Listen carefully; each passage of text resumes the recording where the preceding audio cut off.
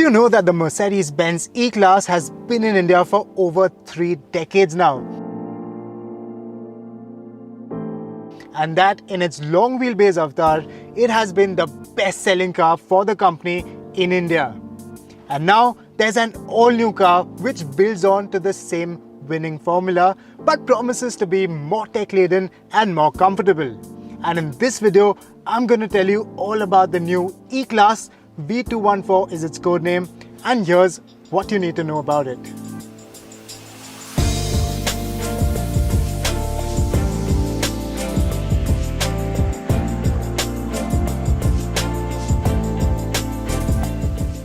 Since the long wheelbase E-Class owners are primarily going to be chauffeured around, let me start off by telling you how the backseat experience is.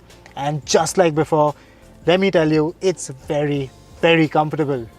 If you so desire, the backrest reclines from 26 degrees all the way to 36 degrees. That's 1 degree more than its predecessor. And this car even comes with adjustable thigh support so that you can really stretch out and get really comfortable. And in terms of amenities, there's a lot to pamper the rear seat passenger. For starters, you have motorized sun blinds for your rear window as well as the rear windscreen. You also get a manual sunshade for the quarter glass. You have a 4-zone climate control, so every passenger in the car can set their aircon temperature as per their preference. Then you can fold down the middle seat and you get a dedicated wireless charging pad. There's some storage in here, and well, there's some storage in the front seat back pockets too. And in the absence of a front passenger, you can also adjust the front seat, push it all the way forward, and really stretch out and get very comfortable.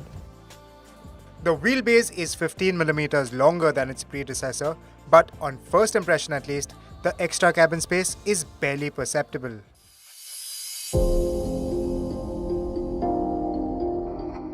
At the front is where you'll see the most revolutionary change with this E-Class, thanks to this super screen layout, which includes a large central touchscreen and one touchscreen for the passenger.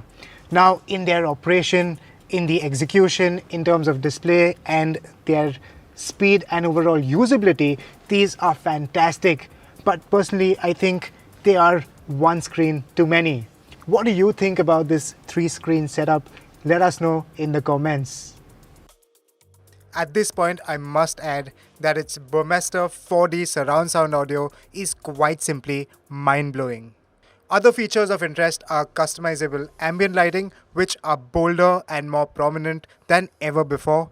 There's a selfie camera which facilitates video calls.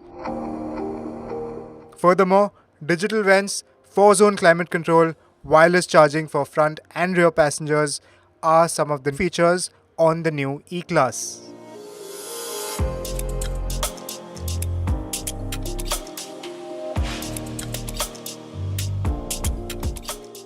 As expected from an E-Class, the touch and feel of the interiors is even better than the previous generation. It reeks of quality from every single pore. One thing that I find a bit fiddly though are these touch operable steering controls, and even the seat adjustment, it doesn't give you a clicky feedback. One thing that owners of older E-Classes will miss is that high quality tactile feel of buttons, which have been replaced with touch operable controls pretty much all across this cabin. Speaking of the seats, these new front seats are very comfortable, and they also get the adjustable thigh support. And what's new this time around are these really comfortable soft neck pillows. One thing that you will miss on the occasion you drive your E-Class is front seat ventilation, and the passenger seat in this E-Class doesn't get a memory function. You've seen the interiors, you've seen the features it packs in. Now let's talk about its design, starting with the headlamps. Now these resemble those on the modern Mercedes EQ models. And if you're looking to make a statement and mark your arrival in style, this massive chrome grille with the oversized 3-pointed star logo surrounded by these 3-pointed stars does that with great panache. I must say that the gloss black between the grille and headlamps seems a bit unnecessary.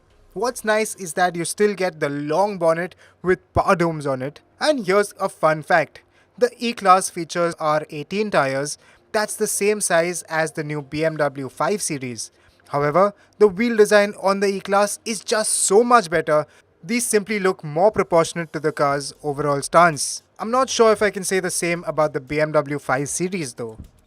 In terms of dimensions, the car is taller than its predecessor and it's longer too, with 15 mm coming only from the longer wheelbase. Like the outgoing car, it still features soft closed doors, but the S-Class like flush fitted door handles now make their way to the E-Class. There's also a subtle use of chrome on the sides, which looks quite classy. And coming to the rear, differentiating this generation from its predecessor is the new tail lamps with the star pattern embedded within and the new chrome line running across the width of the boot. And while we are here, let me also show you its boot space, which is a really healthy 510 liters. It's not all that tall, but it's a really deep boot. And the best thing is the spare tire, the space saver spare tire, is tucked beneath the boot floor. To start with, Mercedes will offer the E-Class with 4-cylinder engines only. So you have a 2-liter turbo petrol or a 2-liter diesel engine, the specs of which are on your screen right now. Both engines are mated to 48-volt mild hybrid systems, and before you ask, the E-Class doesn't get air suspension with either of these two engines. So that's the new V214 Mercedes E-Class for you. Now we'll be driving this car really soon, so stay subscribed to the Autocar India YouTube channel. And in the meanwhile, let us know your thoughts on the new V214 E-Class.